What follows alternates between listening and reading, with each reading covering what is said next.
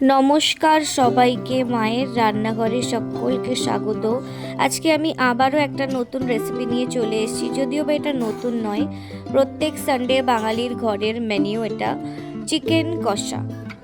তো দেখুন, ফার্স্টে আমি এখানে পেঁয়াজ কেটে নিয়েছি, আর আমি দুটো মাঝারি সাইজের আলু আর চিকেন নিয়ে নিয়েছি। এখানে আমি মশলা পেস্ট করে নিয়েছি। মশলাতে আমি ইউজ করেছি আদা, পেঁয়াজ, রসুন, গোটা জিরে, গোলমরিচ গুঁড়ো।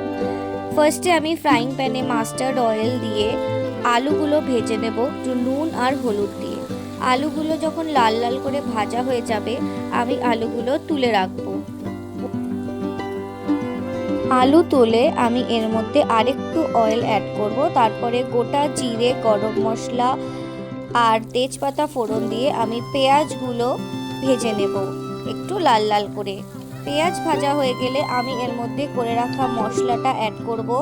মশলাটা একটু ভালোভাবে মিশিয়ে নেওয়ার পরে আমি এর মধ্যে নুন, হলুদ দিয়ে ভালো করে পেঁয়াজের সাথে মিশিয়ে নেব।